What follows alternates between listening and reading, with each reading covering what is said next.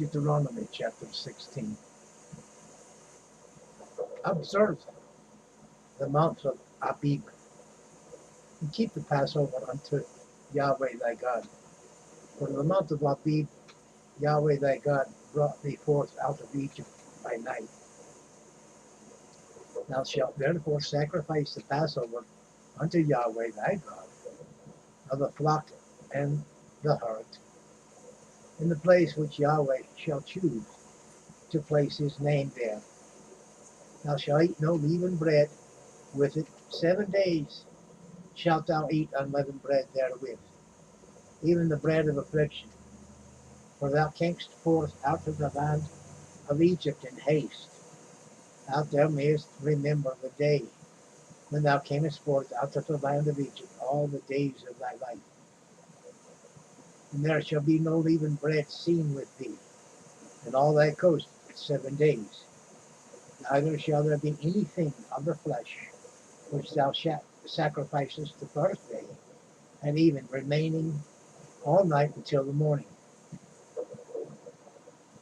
Thou mayest not sacrifice the Passover within any of thy gates, which Yahweh thy God giveth thee, but at the place which Yahweh thy God shall choose to place his name, in there thou shalt sacrifice the Passover at even, at the going down of the sun, at the season that thou camest forth out of Egypt. And thou shalt roast and eat it in the place which Jehovah thy God shall choose. And thou shalt turn in the morning and go into thy tents. 6 days thou shalt eat unleavened bread, and on the 7th day shall be a solemn assembly to Jehovah thy God. Thou shalt do no work therein. 7 days shalt thou number unto thee.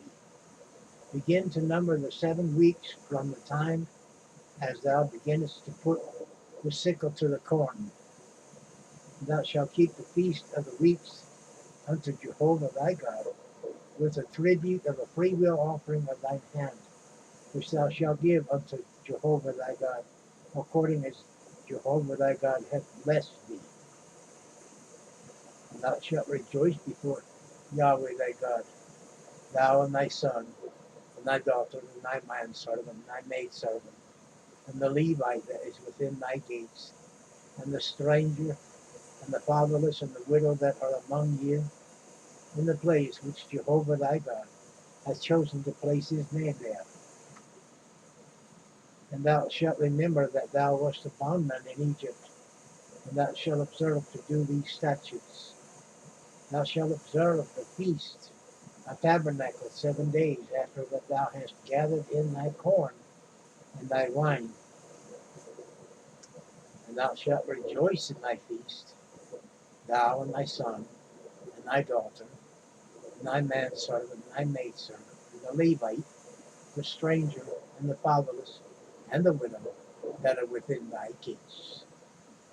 7 days shalt thou keep a solemn feast unto Jehovah thy God, in the place which Jehovah shall choose, because Yahweh thy God shall bless thee in all thine increase, and in all the works of thine hand. Therefore thou shalt surely rejoice. 3 times in a year shall all thy males appear before the I am thy God, in the place which he shall choose, in the feast of unleavened bread, in the feast of weeks, and in the feast of tabernacles. And they shall not appear before the I am empty. Every man shall give as he is able, according to the blessing of Yahweh thy God, which he hath given thee. Judges and officers shalt thou make thee in all thy gates, which Jehovah thy God giveth thee, throughout thy tribes, and they shall judge the people with just judgment. Thou shalt not wrest judgment, thou shalt not respect persons, neither take a gift, for a gift doth blind the eyes of the wise, and pervert the words of the righteous.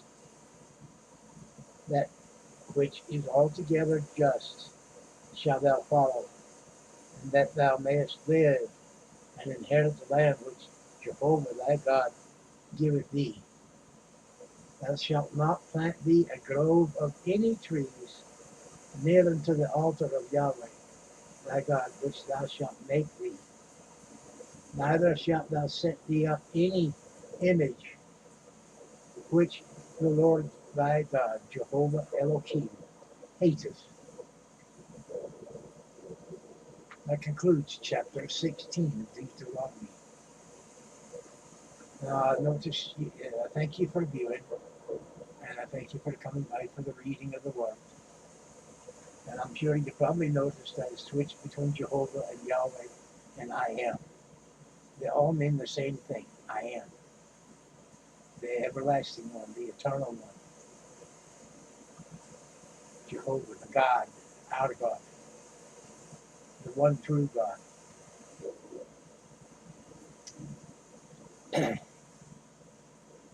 I do that to give him respect and to give you education,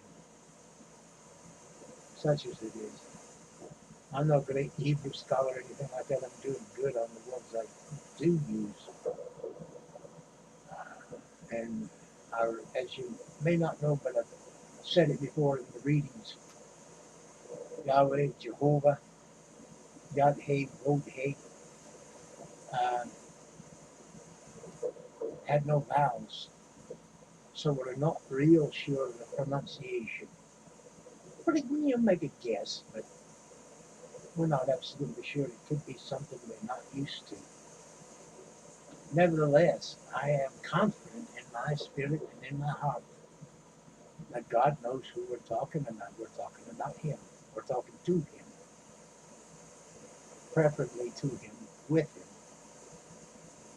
And he's not offended. We mess it up occasionally. As long as our heart is calling unto the right place, he knows what we're saying and who we're saying it to. That I trust in.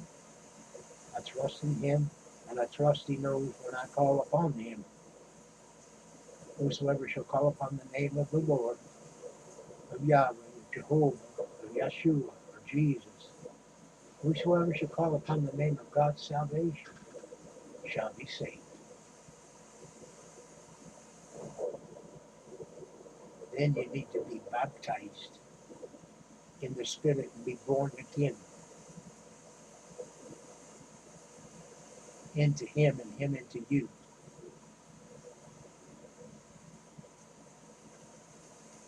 It helps you to hear him more clearly. If nothing else, he'll repeat his word to you that you've heard and remind you of that, his words. He'll never give you a fish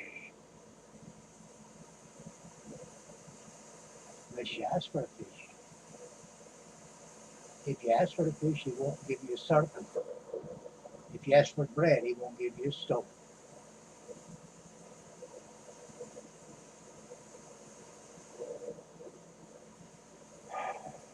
Like, share, comment, subscribe.